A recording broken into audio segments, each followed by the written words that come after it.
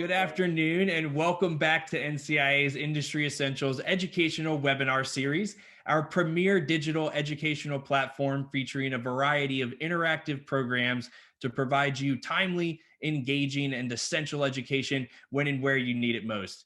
My name is Brian Gilbert, the Deputy Director of Events here at NCIA, and as always, I'm very excited to welcome you all to the second 2021 edition of our monthly members-only Fireside Chats with NCIA's government relations team today. If you're just joining us, please stay on the lookout for housekeeping and orientation instructions to be relayed via the chat window from here on out, so we're not taking up any more valuable time with routine info. But if you do have any questions for our team, please do send them in a direct message either to myself or my colleague, Brooke Gilbert, at any time for additional instructions.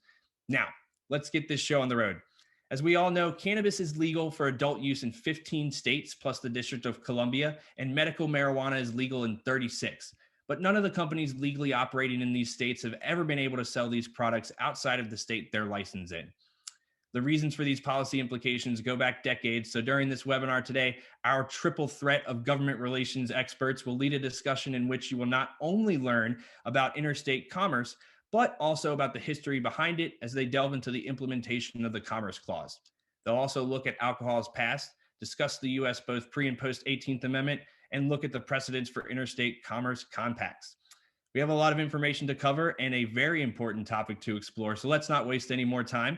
To kick things off, I'd like to welcome the moderator of today's session to the virtual stage, Michelle Rutter, the Deputy Director of Government Relations here at the National Cannabis Industry Association.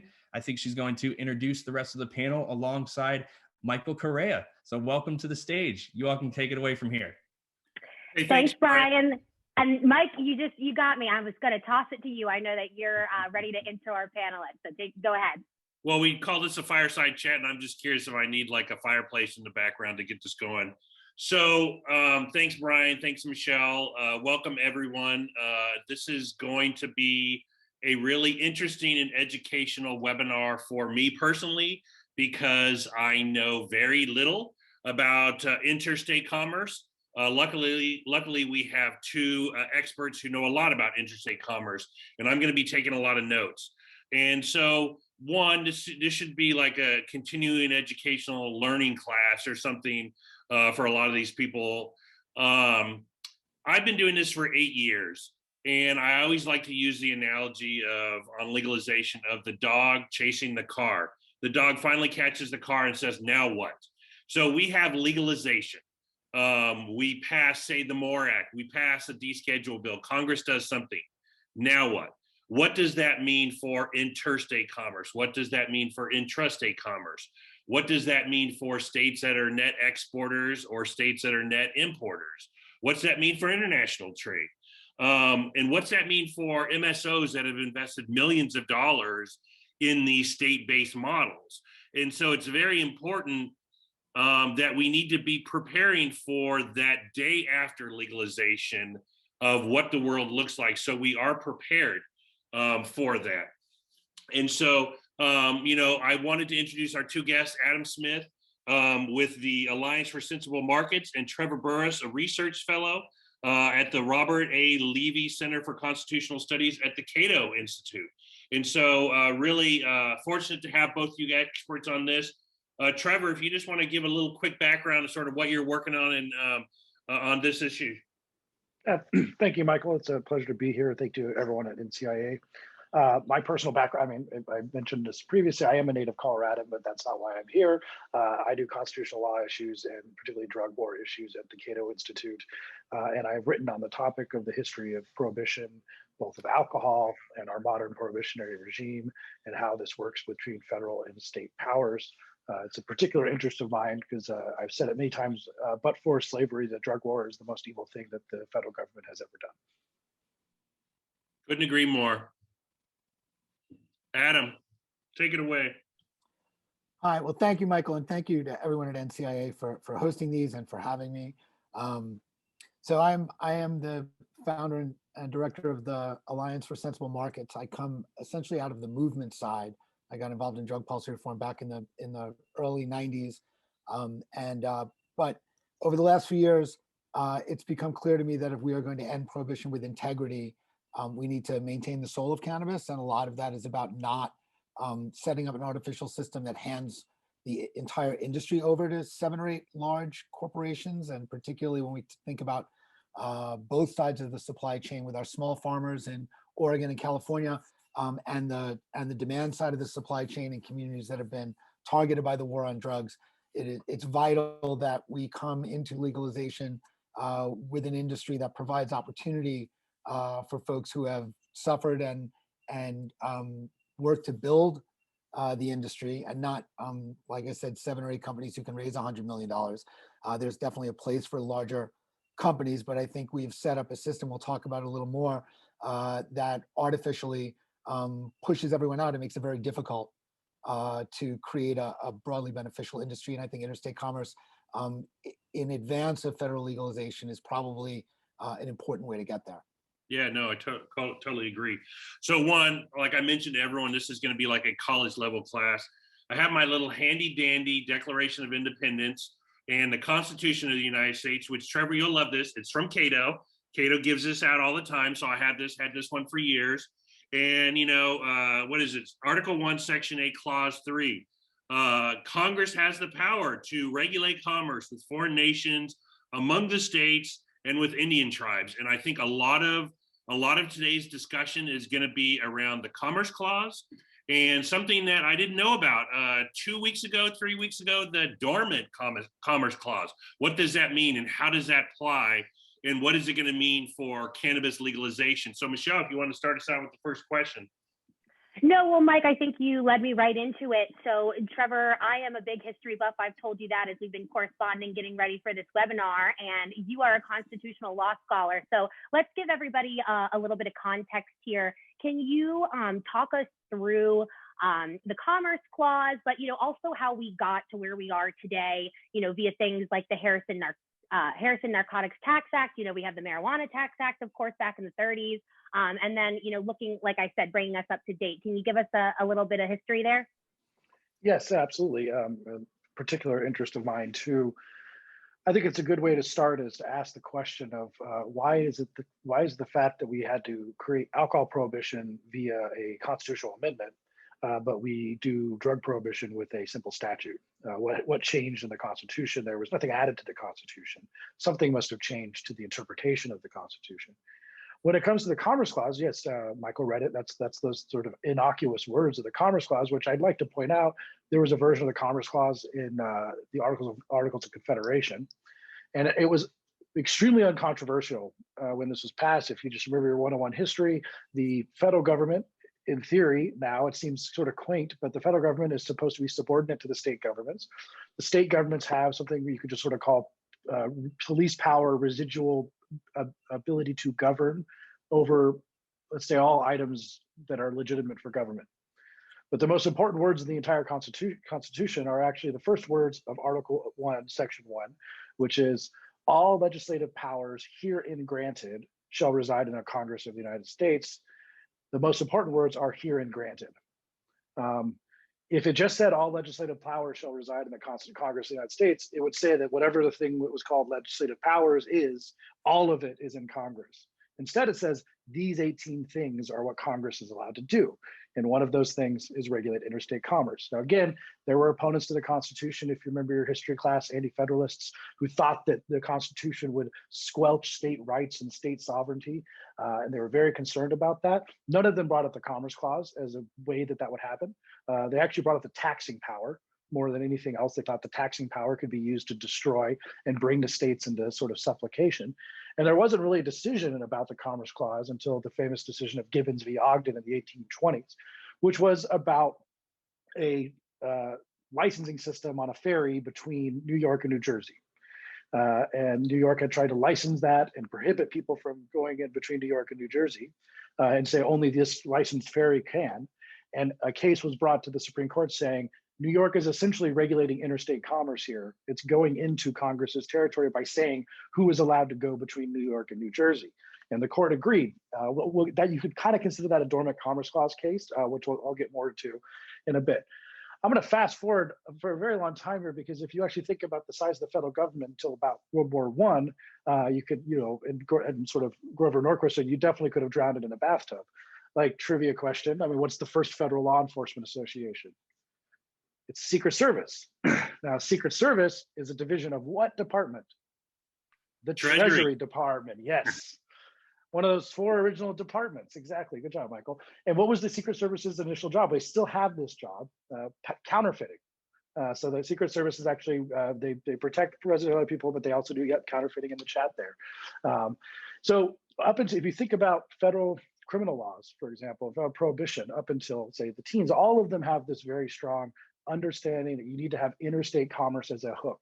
For example, the Mann Act, if anyone's ever heard of the Mann Act, the sort of white slavery act, it was sometimes called. It is illegal to transport a woman in interstate commerce for illicit purposes. But like they couldn't, so you couldn't go to New Jersey. Jack Johnson, for example, the first African-American heavyweight champion, was famously prosecuted for this. You couldn't go to New Jersey, bring a woman back to New York. That would be a federal crime. But without that movement in between states, that it was presumed that Congress had no jurisdiction over this. That's all in the teens. And as Michelle brought up, you start having some complaining about the need to regulate opium, to some extent cannabis, and cocaine, coming from mostly international treaties in 1914, 1915. And we get the Harrison Narcotics Act. Now, on its face, this is the first federal drug law. At that time, the Congress did not think it could do anything to drugs except for tax them. And it was an open question of whether or not, because it just says that Congress has the power to tax and they can have power over excise taxes. It was an open question about whether or not they could use that taxing power as a backdoor. So, we're just taxing opium at $1 million an ounce. I mean, that's a de facto prohibition, right? That was an open question. I would argue it's still an open question to some degree. But the Harrison Narcotics Act, when it was passed, and cannabis was taken out of that actually at one point of the drafting, it's a very, very simple tax act that was supposed to regulate who could provide opium, which would be doctors and pharmacists who would have to be registered, keep records of who they were giving opium to, and presumably the physicians could prescribe opium for a medical purpose. Very quickly, it became a prohibition. The interesting thing I want to point out here is that, right, think about this now, 1914, 1915, we have alcohol prohibition very quickly. Now, alcohol prohibition in the states had been moving state by state over the years. I mean, at different times we had, it was already a huge movement, the temperance movement. So there's already a problem, which we'll get into a lot here, of what happens when you have a prohibition state that borders a non-prohibition state for alcohol. When these people could go in, get alcohol, and come back over the border. Well, there was a decision that was decided or before the 18th Amendment, where the court ruled, I'm going to read this language here, it's called Vance v. W.A. Vindercook. So there was a previous ruling that a state could say, if after alcohol gets into our state, state law applies to it if it's going to be in the market or being sold. But if you live on the border of if you just decide to drive to Tennessee to buy alcohol and come back to your state, then you just drink it in your house. If your state prohibited that, then you might be infringing on interstate commerce. And the court agreed. They wrote, the right of persons in one state to ship liquor into another state to a resident for his own use is derived from the Constitution of the United States and does not rest on the grant of state law. Either the conditions attached by the state law unlawfully restrain the right or they do not. If they do, then they are void. So that's where they were when they passed the constitutional amendment to regulate interstate and intrastate use of alcohol and empower Congress to do that. I'm going to fast forward very quickly here. For a very long time, all Congress does is pass taxes. Very first federal gun law is the National Firearms Act, still in place today, $200 tax on owning a machine gun and register with the government. At that time, Congress still believed it couldn't regulate guns directly. The Marijuana Tax Act, as Michelle mentioned, in 1937, same thing, becomes the de facto prohibition. It's not until we get decisions of the 30s, the New Deal court, validating and expanding the Commerce Clause under a theory that has almost no feasible limit. And that is in a case called Wickard v. Filburn. In that case, we had Mr. Roscoe Filburn, who was growing some wheat. So we had the New Deal agricultural laws, that said you could grow, I can't remember the precise number, say 20 acres of wheat, where they limited people, right, how much they could grow. And then you could sell that in the interstate market. And at that point, it was pretty much conceded that if you were selling your wheat in the interstate market, then Congress had power over it. But Mr. Roscoe Filburn had a different wheat, half acre or acre, that he used to make his bread for his family and feed his cows. And when the federal regulators came and they said, hey, you're growing 1 acre too much outside of your limits, he said, that 1 acre of wheat is not in federal jurisdiction. I grant that the 20 acres that I sell are in federal jurisdiction, but the 1 acre, my garden is not in federal jurisdiction. Come on, that's basically what he said. He went to the Supreme Court and the Supreme Court said, sorry, it is.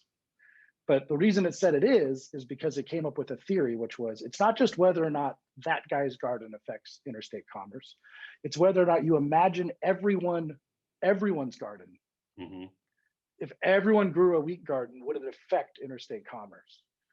And then at that point, I challenge you to think of anything that if everyone did it, it wouldn't affect interstate commerce. Yeah.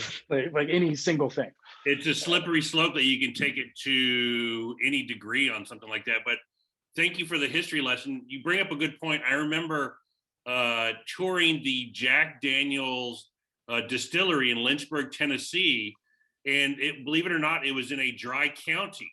And up till like the 90s, like 80s or 90s, it was in a dry county. And they would produce the alcohol and they would put it on in the carts and then ship it out, but you couldn't consume it in the county it was produced because of these alcohol laws. Just interesting. But Adam, I would love to hear sort of what started, Oregon. Everyone knows with legalization in Oregon, there was sort of a glut. And we all know that states are better than other states. Florida is better at making orange juice than other states. Certain states are going to be net exporters. But would love to hear like what got you going and sort of who you're sort of working with and in that sort of who are you having discussions with, some of the states? So the way this started is I had started an organization called the Craft Cannabis Alliance. And the idea was that cannabis had become legal here in Oregon. And when Oregon legalized cannabis, we did something that was very wise, I think, and very Oregonian. And that is, we really attempted to legalize the industry that we already had, right? We had 20 years of medical. We had, hundreds of or more of unregulated growers. And the state understood that cannabis for a long time, for generations, had really been an economic driver in the state. And it had been an economic driver in a lot of parts of the state that were otherwise very poor and didn't have a lot of industry, a lot of rural and agricultural areas of the state, and particularly Southern Oregon. And so what we did was we made licenses, production licenses, cheap and unlimited. And the state actually ran a campaign called Go Legal. And the campaign didn't say, come with your Canadian dollars from the stock market there and buy up a bunch of farms. It said, we know you're producing, whether you're registered medical or you're unregistered, come be part of the legal industry. We will make it easy. And thousands of people did. And that was great. But what we didn't really think about is when we legalized the industry we had here, is that the industry we had here was an export industry and had always been an export industry. And we had always sent the vast majority of the cannabis grown here out into markets all over the country. And so suddenly we had all of this legal product that could not leave the state. We had a secondary problem that nobody talks about very much, which is because we had so much production here, production was way out in front of retail. It took a long time to register. We didn't have a lot of brick and mortar retail. We had a few gray market, medical locations, but that was really, very small. And once it went legal, suddenly you had all these registered growers and they really didn't have anywhere to sell it. So we ended up with a huge glut, right? And we also have a state where there's only 4 million people, and some percentage of us get our cannabis from friends who grow it here anyway. And so it's not a very big market. So the Craft Cannabis Alliance was put together specifically to lift up the local industry that was values driven, right? We had a long history here of local production. And so, we thought a lot about how do you identify craft cannabis, craft producers, and it really came down to producers that were majority locally owned, that could stand behind a shared set of values, which included ethical business and employment practices, positive community engagement, environmental sustainability, and ending the drug war. And that seemed to encapsulate what the industry was here, or the traditional industry. And so we really worked to try to lift that up. But it became pretty clear, that even if we let Oregonians know that there was a difference between local values-driven production and, cannabis produced in Oregon by a Toronto bank account, that our market was not big enough to make up for the fact that we were really an export market, and that it was going to be a real problem for our producers. We were never going to fulfill our place in cannabis unless we could re-access markets like New York and New Jersey and where we had traditionally served. So as the glut became a problem, I really shifted focus over into interstate trade. And we wrote and passed a bill here in Oregon in 2019 that allows the state to enter into interstate agreements, into compacts, for the purpose of regulating interstate trade. And that bill has a federal trigger. It said the state could execute these compacts as soon as the federal government either gave permission through statute or indicated tolerance through, say, a Department of Justice memo or a policy statement. And that was to give us the fastest route out of the state with product. And then, of course, the next thing that needs to happen is we need to bring other states in, because you can only have interstate commerce with more than one state, right? So, so we moved into California and did a lot of work organizing California, and now we are, working with the governor's office in California to try to get them to stand with Oregon's governor to basically offer at this point to newly legalizing states the concept and the conversation around creating a compact, right?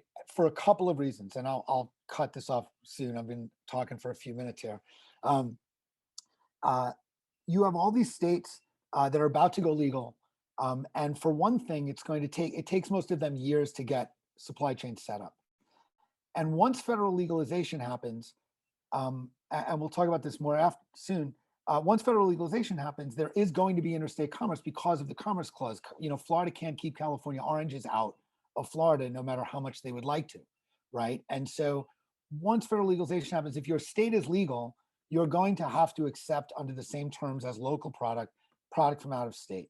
And so rather than watch Minnesota or New Jersey or Rhode Island create entire siloed production industries that will then at some point in the near future have to compete with places that grow cannabis much more easily and efficiently, we should talk about how do we set up an industry that's going to flow from here into legalization, and how do we get places like Minnesota or Arizona or to move millions of people out of illicit markets soon, rather than taking years to make that transition. And so I'll stop here because I'm sort of going on, but it's the whole point is educating people. But you mentioned, the day after legalization, it's going to be accepted. Mm-hmm. Well, maybe not the day, right? Because the federal government's going to have to come up with a regulatory scheme. Yeah. So right. When you mentioned, I guess, states having to accept, oranges from Florida, could they set? I mean, I don't know. Are there situations where it's like, yeah, but the oranges need to be this big, or they do some indirect way to? Mike, we actually had a question submitted by one of our attendees ahead of this. And so I think that I'm going to read it, because I think it's exactly what you're trying to ask. And the question was, simply put, is it possible for Congress under the Commerce Clause to allow the states to continue to maintain their intrastate markets, right? So like you were saying, Mike, is it possible for Florida to say our oranges only? Or does the Commerce Clause preempt any state regulation of interstate commerce? Does that make sense to you, Trevor and Adam? Yeah, I could. So it's a hairy situation. I mean, it's possible, but it depends. So going to what Michael mentioned, the dormant Commerce Clause. So when alcohol prohibition was lifted in the 21st Amendment, one of the things they put in there was an attempt to allow states to, if they wanted to remain prohibition states, to basically enact barriers that would not be allowed for other things. And that's Section 2 of the 21st Amendment. Now, as recently as last term, the court heard a case about this. And so I'll use this as an analogy where you can do some things to your own alcohol industry. You can have your own rules of your police power about what kind of alcohol is allowed. If you think about Utah, this kind of stuff, you can do some things, but what states can't do is essentially be discriminatory in favor of their own businesses against out-of-state businesses, right? You kind of have to treat everyone the same. If no one can produce a type of marijuana with a certain THC, that includes your own businesses, and that includes anyone who wants to sell inside, and you can't tilt it in that way. That's the general doctrine for how much states can put an impediment to that kind of commerce. Right. So they're not going to be able to be legal, but only to locally grown products once it's federally legal. I mean, the reason we're doing this now, it's a workaround, right? It's not federally regulated at all. And so in an effort to keep the federal government out of it, we said, okay, no interstate, right? And operating under those terms, the federal government has left the state legal industries, largely alone. But that's a little, it's a little random, right? Almost everything we're doing, as Trevor, said, almost everything is interstate commerce. And so almost everything the state's already doing is there's a strong argument the federal government could shut it down now. Moving product between legal markets is no different in kind from almost any of the stuff that's actually going on, right? And so, so the other thing that Trevor touches on, which is important for people to know, is that cannabis can become federally legal. That doesn't change a single state law. If Idaho wants to put you in jail for 10 years for an ounce of weed, they can do that for the next century after legalization, right? It doesn't force state laws to end. But if you become legal under state law, however you treat locally produced product, you have to treat out of state produced legal product the same way. So with that being said, Congress's ability to regulate commerce, could they write this into a legalization bill that could stand a Supreme Court decision where states could have these state-based models for a certain amount of time, 3 years, 5 years, forever, or something? Has something like that happened where Congress writes something in to where you're basically allowing that? Is that possible? If I'm understanding what you're hypothesizing, no, because it would be in violation of the Constitution, which is higher than a statute. Okay. Congress can't authorize states in a statute to do what the Constitution prohibits. And even where the Supreme Court is now with alcohol regulation, of what can states do? The question now, especially after this case called Tennessee Wine from last term, the question now is what can states do to alcohol that they can't do to other products that via the 21st Amendment. In that case, it was a residency requirement for getting a liquor store. So there was a resident said you had to be a 2-year resident of Tennessee to get a license to run a liquor store. And the court said, no, this is protectionism. This is the burden to interstate commerce, and they struck it down. So that's the kind of thing that you couldn't presumably do under marijuana, because there's no 21st Amendment for marijuana that gives at least some more powers to the states, right? Not as of yet. And go ahead, Rachel. Oh, just also, why, I think that now some states are kind of worried because they've had their, system set up for a while, and they're concerned that if it opened up, that now other states are going to just come and take over. And I think that that's maybe, it's a little bit, maybe Adam can talk about why they shouldn't necessarily worry about that, because I think it's more of a supply and demand thing, right? Because I know like in Washington, people are worried about coming in there, but I don't think like Oregon and California are clamoring to get in Washington. They're clamoring to get to New York and New Jersey, right? And that's a place where there isn't, a system set up yet. And like you said, if it does go legal, it would take a really long time to set up intrastate a system to satisfy that demand. So maybe Adam, you want to talk about why interstate commerce does look good. So I grew up in New York, right? And New York City in particular. And a couple of things about New York. First of all, we have had a vibrant cannabis industry since long before I was buying cannabis as a kid and a long time ago. And that cannabis industry is an import industry and has always been an import industry. And 98% or some number close to that of the cannabis sold in New York is not grown in New York. It's grown, if it's domestically produced, it's grown mostly in Oregon and California, or it has been traditionally, right? And so to give you an example, what we're looking at, so for a couple of years, New York has tried to come up with a bill, and Governor Cuomo famously has tried to come up with a bill to legalize cannabis in New York. And one of the reasons that the bill died last year was because legislators of color stood up and said, well, after 2 years of work, we don't see a path to equity. We don't see a path for small business success that would lead to empowerment of the kinds of businesses that are likely to be equity businesses.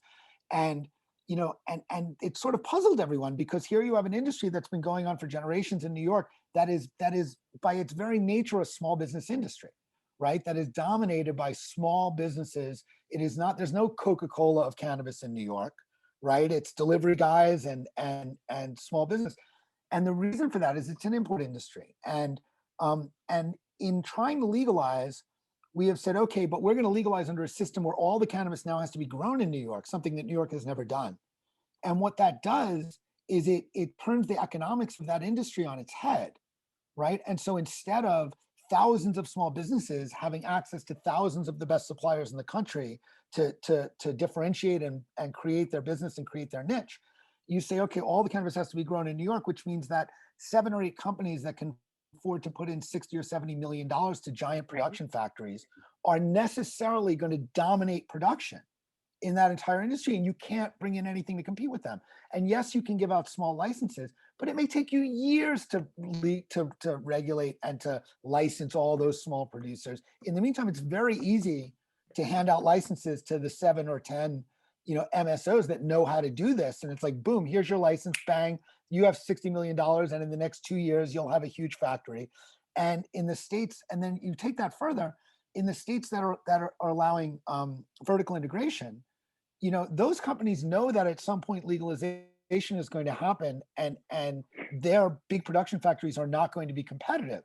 But if they can use the next few years to leverage their control of production to now own and take over retail and distribution, shelf space and branding, when federal legalization happens, they can just abandon their factories and start producing their cannabis in California or Latin America or wherever they can. They will have dominated those industries. And so we're in a dangerous situation where in order to get people into the legal market, we risk handing that legal market over to artificially over to a small number of companies that will make it very difficult for the industry to be broadly remunerative, which it has been for generations in places that are consumer states. So I've been out on Long Island many times, and if you've ever been out to Long Island, there are a ton of wineries out in Long Island. Now, are you going to the grocery store and buying Long Island wine? Probably not.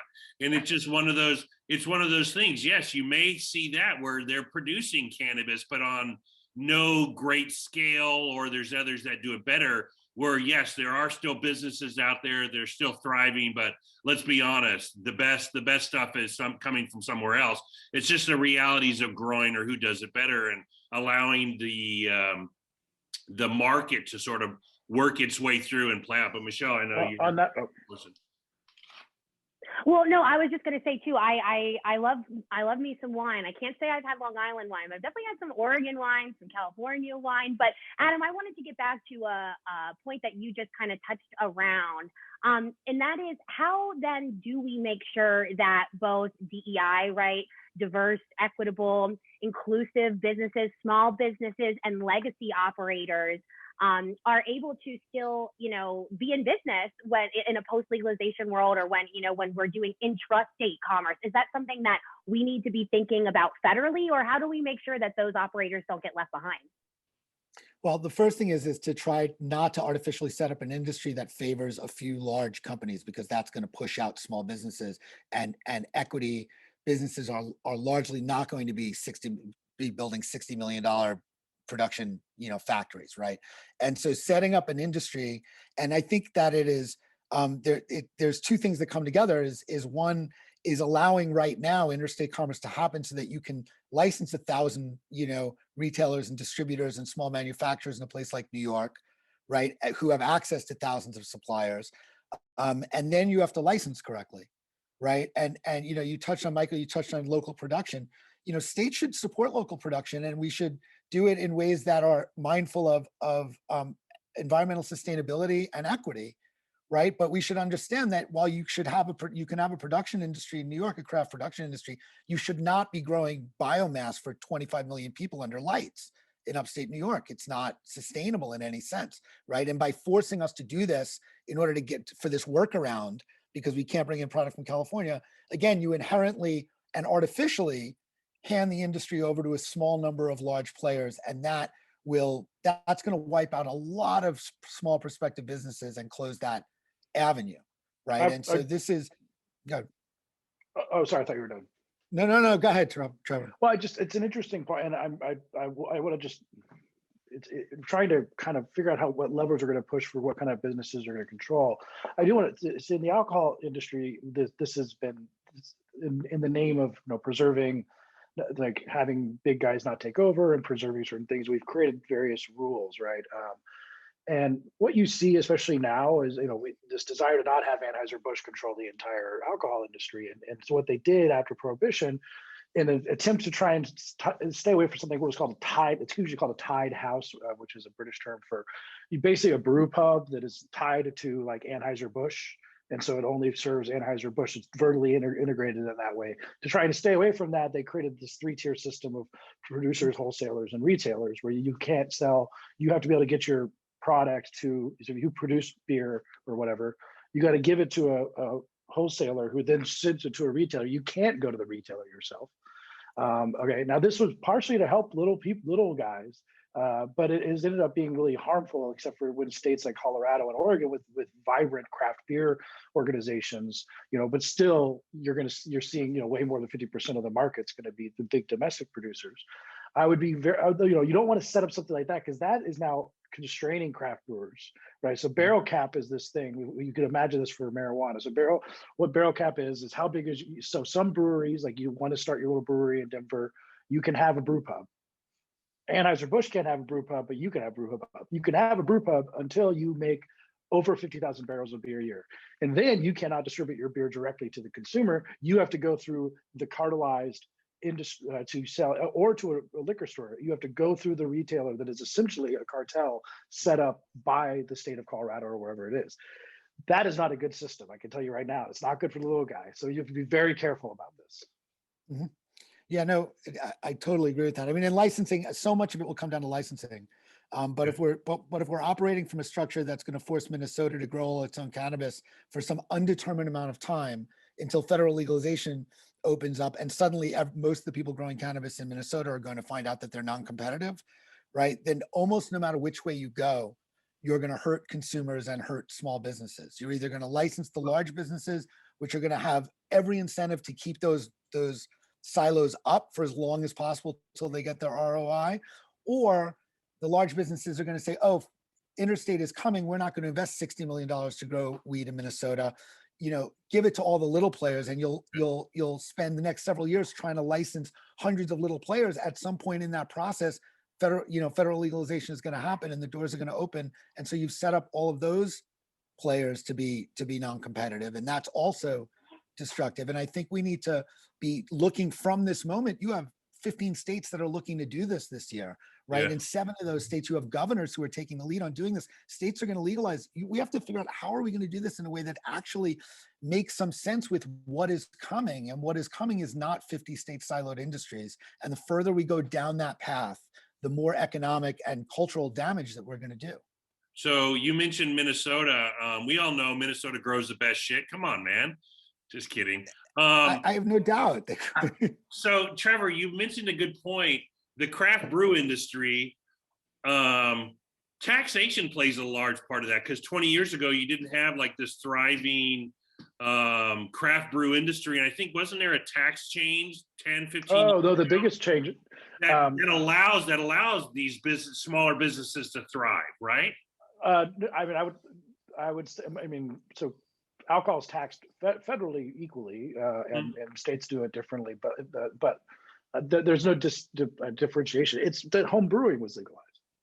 I don't think that there's a lot of fear of big marijuana, and I get that. I don't think it has the same it doesn't have the same salience as tobacco, or even I think alcohol, because first of all, the way that the cannabis culture, even before legalization, I'm from Colorado. I know what it's like. I'm a musician, so I really know what it's like. So it bubbled up, and it's a homebrew technology, right? And so that kind of stuff makes it very different, and it depends on the culture. I mean, go to Alabama, you know, especially 10 years ago, it's hard to find a local brewery. There might be a few. Go to Colorado and you can't throw a dead cat without hitting one. Those are the demands. And so, and the same I think is with marijuana. And I mean, you know, I am not, I mean, from Adam's perspective, I mean, of course, I'm just, you know, I'm here as a policy guy and a libertarian. Like, I am not per se against big business. I'm against big business that is artificially held up, you know, like held up by government, protected, like all those things, of which many of our domestic brewers are to this thing. But I'm not per se against that, and I'm not sure that, you know, they should be growing marijuana at all in Minnesota whenever Minnesota legalizes, right? Comparative advantage, right? And like, who's going to be good at shipping that stuff? Big business can be good for regulatory stuff and all this stuff. And you know, craft beer is exploding, but still, it's about what 11% of the market. So. Yeah. Hey, Rachel, you have a couple questions? Yeah, I know. So Adam, you were talking about, like, prior to federal legalization, there's this idea of, like, you know, what Oregon did and having compacts between states. So, and, you know, something we're seeing kind of in the hemp industry is that with, you know, with sort of this, you know, legalization of hemp, you know, you know, and there's problems with transportation between the states. So there's still states that don't want even hemp to go through their state. And so there's been some major, you know, issues with the, you know, commerce with that. And so how would that look with, you know, prior to federal legalization, if there were these interstate compacts, how would they transport between the states? So an interstate compact to move cannabis, to regulate the trade in cannabis between legal markets would need congressional approval, and it's an up or down vote. The compact itself would cover primarily public safety issues, so it would primarily cover testing, tracking, and labeling, right? And just to be clear, that doesn't mean that all the states involved have to have the same testing standards. The compact can say that each state will adopt a recognized testing standard, and New York could say anything that is grown here or comes in here has to meet the New York standard, and New Jersey could have their own, or they could adopt California's. But once that is agreed to by the governors and that's approved by Congress, what that approval by Congress does is it basically makes operations under that compact legal under federal law, notwithstanding anything else. And so it would be legal to transport under federal law between two states that are party to that compact. And so if you move that product by train, or which is federally regulated, or by air, which is more expensive, but also federally regulated, it gets very difficult for some Yahoo in Idaho. Not that Idaho has more Yahoos than anyone else, but they have terrible cannabis laws. For somebody in Idaho to pull over a truck, they can't really pull over a train. It's not, you know, the state police can't do that, and the local DA can't do that. And so we would be able to move product in avenues that are federally regulated in advance of federal legalization. So I have a quick response, but Trevor, I don't know if you had any response to that, or you're cool. So we all know, great news, New Jersey just did some positive stuff, legalized. New York Governor Andrew Cuomo wants to do something, and he's been talking about looking at this regionally, you know, because the states are so close together. Are they looking at interstate compacts? Or are they just talking about having good relations and sort of working together as one state goes forward, coordinating with other states? Have you heard? Yes, me or Trevor? What's that? Oh, no, this is your area. Yeah, I mean, I know that they're talking about it, but I'm sure Adam knows. I'm waiting for Trevor to. Well, they're, you know, it's interesting. We now have this organization of regulatory agencies that has come together. All the cannabis regulatory agencies have come together in a nonprofit. I'm going to mess up their name. It's CANRA, I think, is what they're calling it, right? And I know that Steve Marks, who's the director of the Liquor Commission out here, you know, was instrumental for over a year in trying to help make that happen. And what we're seeing in the states, in the regional groupings of states that have come together, and in fact, before the pandemic, it was the 5 states on the East Coast, New York, New Jersey, Connecticut, Pennsylvania, and Rhode Island came together in the first, you know, sort of interstate grouping to talk about cannabis. And they were primarily talking about regulation. They talked about everything else up to actual commerce. But what they were very clear about is if we have regulations that are broadly disparate between neighboring jurisdictions, if you have a high tax rate in New York and a low tax rate in New Jersey, you were setting up criminal arbitrage, right? You were setting up a system where you couldn't really control it across borders. And so really they understood that they couldn't have 50 disparate markets, right? They especially in the Northeast where the states are right on top of each other, right? They needed markets that with rules that work together. And that is, you're only like, you push them like one more inch forward and they realize that it's insane to have entirely separate supply chains as well for the same, for the same reasons. And if you have some problem in New York with indoor with some, some power outage or something that costs a crop in New York, I mean, you're going to have the same problem if you have lots of legal crop in New Jersey, right? And so yeah, so they're right at the edge of that, but there is, but there's this sense that that we can do all of these things within the state, but this interstate, actual commerce is this inviolable line, and I would argue that it's a fiction, right? It's a workaround, and that so they're close, but they're not quite there. But we're going to push them over that. You saw that in Virginia a few years ago with cigarettes, where the taxes were so low on cigarettes in Virginia, they were bringing them up to New York because New York was almost twice as much, and there was a good spread. But you mentioned cannabis. Well, that's an inevitability. Hold on, I was going to say Trevor wanted to make a point there. The Cannabis Regulatory Group, the Cannabis Regulators Association, just last week wrote a letter to congressional leaders talking about regulatory issues impacting state and federal cannabis priorities. So they are talking about this, and they're putting that issue out there of what Congress needs to be thinking about. And my whole goal on all this related to legalization is learning the lessons from these states, asking these tough questions, and being prepared for this eventual legalization. And, I worked in Congress for almost 15 years, and I say this all the time, Congress does two things well: nothing and then overreact. And they're doing nothing on cannabis right now, and they're gonna overreact, and it's just gonna happen overnight. And they need to be asking these tough questions, because I say this, if we do this wrong, it's gonna be litigated and slow played for the next 10 to 20 years, and we don't want that. Ask all these questions now, talk to the right people, learn these lessons from the state. Michelle, I think you were gonna jump in with something. I was gonna jump in. I just, a lot of these, I kind of made this point, but I want to make it clearer. So much is different. Well, there's the fact that cannabis is relatively easy to produce in your house makes things very different from a pressure on different. So for example, how much could you tax cannabis if you allow home production, right? It's a bottom up pressure that it needs to be always kept in mind, especially when we talk about legal. We do not want federal legalization to come and then get like basically a home brew ban on top of it. And I guarantee that some people who are in the cannabis industry would want that. If you know the bootleggers and Baptist paradigm, that would be a classic example of bootleggers and Baptists. But like, as long as you can grow your own cannabis of some amount, that's a limit on taxation. It's a limit on what a big business can do, right? If people could grow tobacco in their backyard and just, and figure that out, that would be an incredible pressure on big tobaccos, right? So always remember that. Always say that's a really good safety valve for a lot of these concerns. We're getting close here. We have about 9 minutes here till the end, and so we have a couple of questions in our Q&A board. Just a reminder to everybody, if you have any, go ahead, drop them in there or the chat box. I'm watching them both. We have one question, Rachel, and I'm going to direct this one to you because it's about NCIA. Gabe, hi Gabe with Wild. We love your packaging.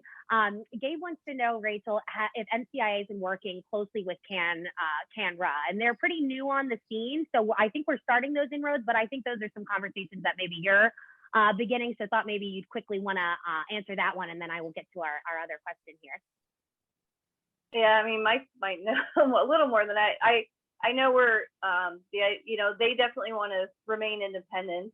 And so they don't really want to work too closely with industry to be seen, as partial to any, which is great, I think. I don't, God forbid they get close to an industry that's all, some association that's all MSOs. Like, we wouldn't want to see that. So it's good that they kind of do remain that independence. But at the same time, we definitely have worked with regulators and are happy to work with them, you know, and we'll be making inroads to see how we can work with them without, you know, having sort of any undue influence, but just making sure that we're all kind of on the same page as far as educating and going that direction of sensible regulations based on kind of what they've learned. And I mean, it's great that they are doing that kind of work to sort of based on what they've learned over the years now that they've been doing it and kind of educating new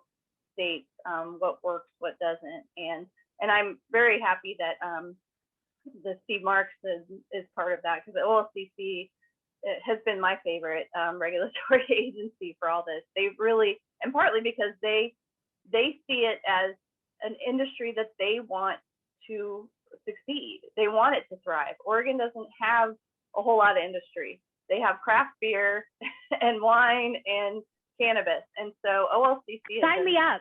Yeah. It's a great place right? to live, actually. And right. And Nike so and Adidas, so you can run also. Yeah, so I'm very happy that they are so involved with that. It gives me confidence in that organization. So Rachel summarized it perfectly.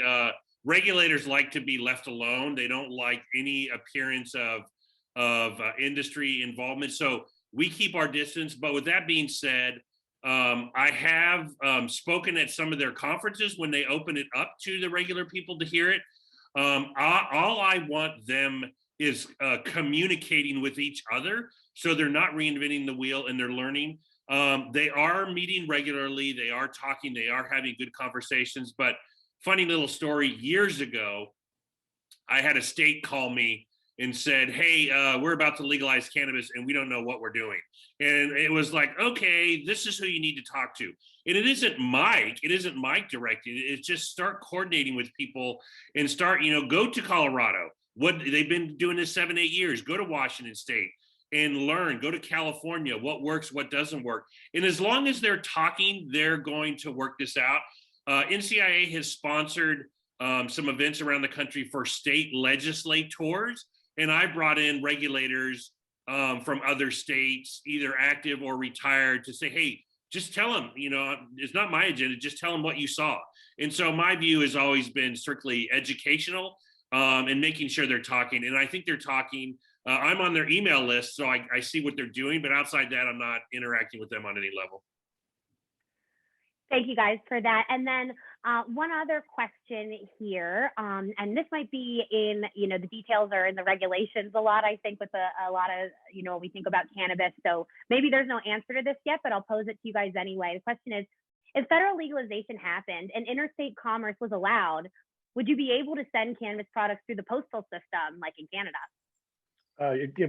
If that was just the baseline, yeah. But of course, there's a lot of rules about what you can send through the mail. So like they might pass something that would say no, you can't send explosives, batteries, whatever, all those kind of things that you can't send through the mail. But they might do that. I'm not sure.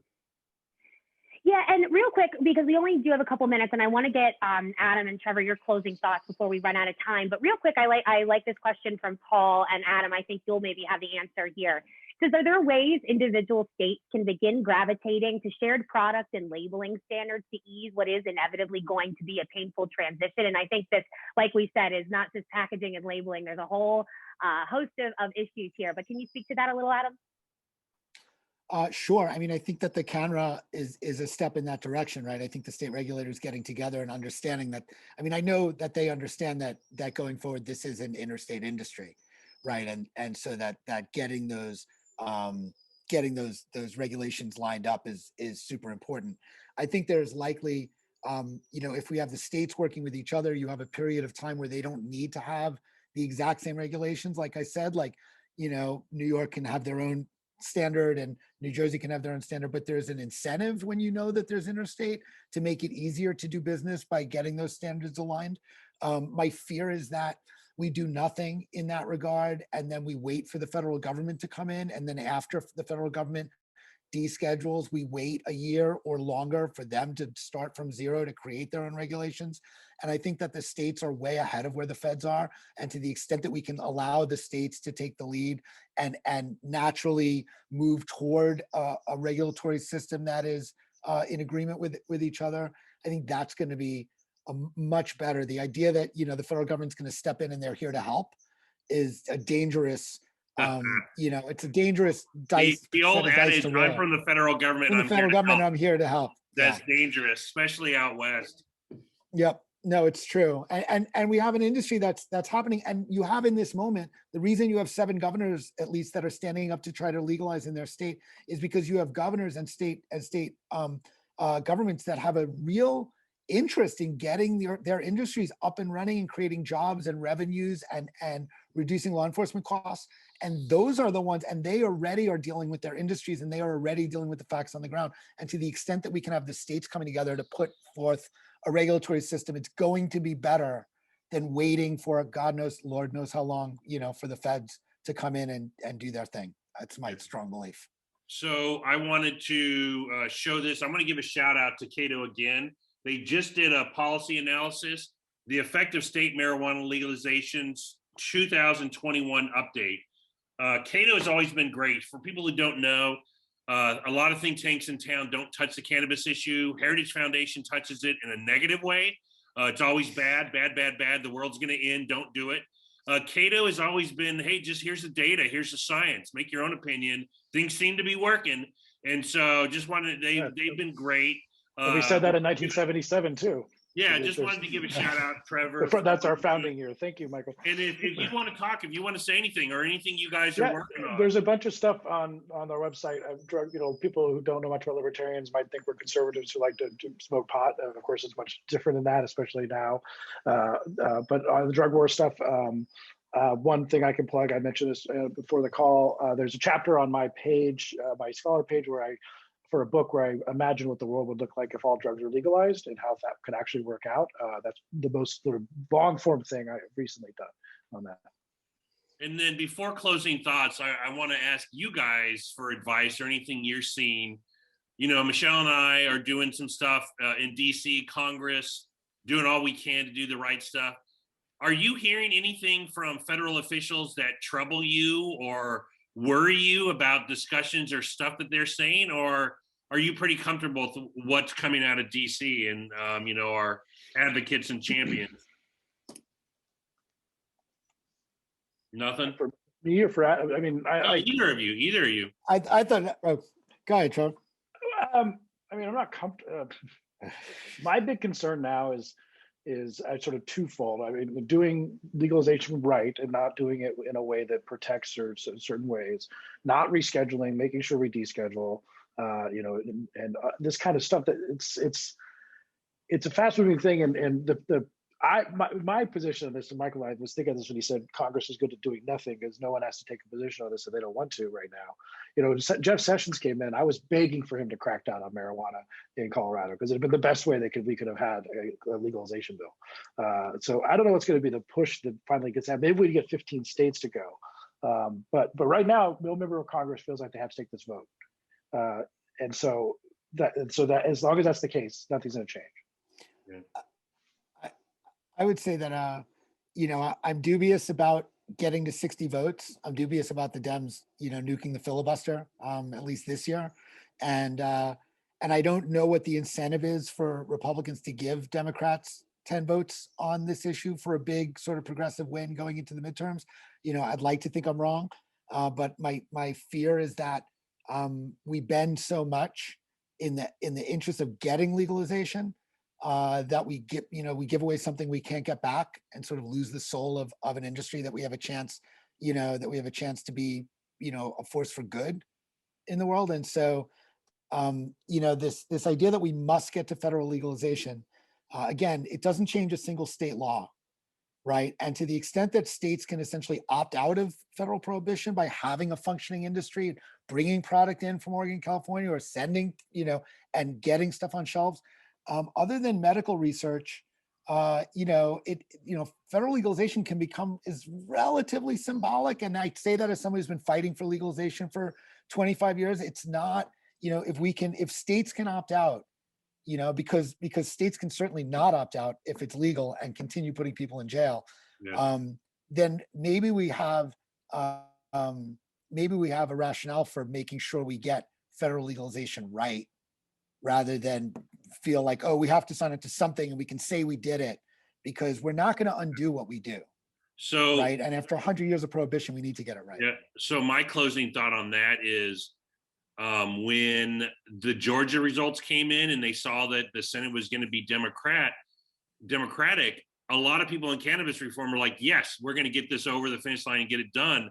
And there's a lot of energy, and I haven't been as optimistic as I've been now. So I'm excited, but this is my easy button, and everyone thinks this shit's going to be easy. And you're going to need 10 to 12 Republicans to get this over the finish line and doing this right. And that's, that's why Michelle and I are out here doing these things. And I tend to be the realist out here, but it isn't going to, okay, you have 15 months to try to get something done, but it's a little more important than that. And you bring up a good point. As long as the feds aren't interfering with the states going forward, that's a good step right now, and just allow that to keep developing. And so I know we always go over, Brian loves us because we always go over, but just on that, because we've gone over, we've done enough. We don't need to do closing remarks, but I just want to thank our guests. I want to thank Michelle. I want to thank Rachel. We're doing a lot of good stuff here. And with that, look forward to the next discussion. And Michelle, did I miss anything, or should Brian take it away? Brian. Oh, wow. You caught me with the mute button on. Perfect. Well, thank you all so much for joining us for today's panel. Special thanks to Adam and Trevor specifically for taking the time to join Mike and Michelle, and welcome Rachel to our recurring members only monthly Fireside Chat with our GR team. For all of you members who aren't as familiar with Rachel, she is our Deputy Director of Public Policy, and now will also be sitting alongside Mike and Michelle for all of these monthly members only chats. So make sure to designate each of the last Wednesdays of your month to this members only session. All right, well, let's get going in the screen share here. Perfect. And then do our normal outro. As everybody just waved goodbye, they're going to be sticking around inside the chat room for the next few minutes while we lead you all out of today's session. So if you have any additional follow-up questions, I really appreciate all of those questions that were submitted by attendees in advance and then during the broadcast as well. Please do feel free to follow up and follow all those links that Michelle and Trevor and Adam just popped into the chat room over the next few moments as well. Do note, as always, that we'll be sharing a PDF version of today's presentation.